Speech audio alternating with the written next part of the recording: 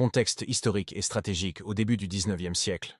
La colonie de Saint-Domingue, actuelle Haïti, était la plus prospère des Antilles françaises, produisant sucre, café et coton, grâce à la main-d'œuvre de centaines de milliers d'esclaves africains.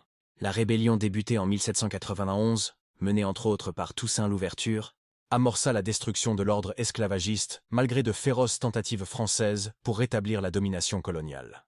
Après l'arrestation de Toussaint en 1802, Jean-Jacques Dessalines reprit la lutte, conduisant une armée d'anciens esclaves et de libres de couleur. Napoléon Bonaparte, déterminé à reprendre la colonie et rétablir l'esclavage, dépêcha de vastes contingents commandés successivement par Leclerc et Rochambeau. L'expédition fut décimée par la guérilla, les maladies tropicales, mais aussi la soif de liberté des insurgés. Les forces en présence armée indigène, haïtienne, dirigées par Dessalines, épaulées par des chefs comme François Capois dit Capois-la-Mort, Henri Christophe, Louis Gabart, Clairvaux et Jean-Philippe D'O. L'armée comptait près de 27 000 hommes aguerris, répartis en demi-brigades et soutenus par tout un peuple assoiffé d'émancipation. Armée française, commandée par le général Donatien de Rochambeau. Environ 2000 soldats épuisés, retranchés dans les derniers forts autour du Cap français, notamment au fort de Vertières, disposèrent d'une artillerie puissante, mais étaient acculés et démoralisés. Le déroulement de la bataille dans la nuit du 17 au 18 novembre, Dessalines ordonne l'assaut sur Vertières. Les insurgés positionnent leur artillerie pour pilonner le fort Bréda, hautement symbolique, car c'est là que Toussaint avait jadis été esclave. Assaut répété. Capois-la-Mort mène à plusieurs reprises sa demi-brigade sous la mitraille, perd un cheval mais continue à pied, sabre levé et criant « En avant !» malgré des rangs décimés. Son courage force l'admiration. Lors d'un relâche du feu, un officier français lui adresse solennellement les félicitations de Rochambeau, avant que les combats ne reprennent aussitôt.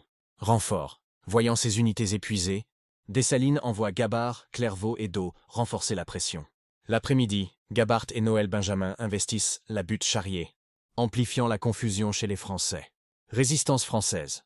Malgré des contre-attaques résolues, les Français, démoralisés et accablés par les pertes et un orage torrentiel survenu dans la journée, ne tiennent plus que quelques positions. Défection polonaise. Un élément marquant survient ce jour-là. Des soldats polonais du contingent envoyé par Napoléon font défection et rallient les insurgés, obtenant plus tard la citoyenneté haïtienne. Les pertes sont effroyables. Près des 2/3 des défenseurs français sont tués ou blessés. Les Haïtiens payent aussi un lourd tribut, environ 1200 morts sur la journée, parmi lesquels plusieurs officiers de renom. Capitulation et conséquences. Rochambeau, constatant l'effondrement de ses lignes, entame le 19 novembre des négociations. Dessalines lui accorde 10 jours pour évacuer les survivants, qui s'embarquent vers l'Europe. Les blessés français laissés sur place seront pour la plupart exécutés dans les jours suivants. Quelques semaines plus tard, le 1er janvier 1804, Dessalines proclame leur indépendance d'. Haïti dans la ville des Gonaïves. La première république noire indépendante naît ainsi, ébranlant le système esclavagiste mondial et inspirant les opprimés de tout continent. Héritage et portée mondiale. Mémoire nationale.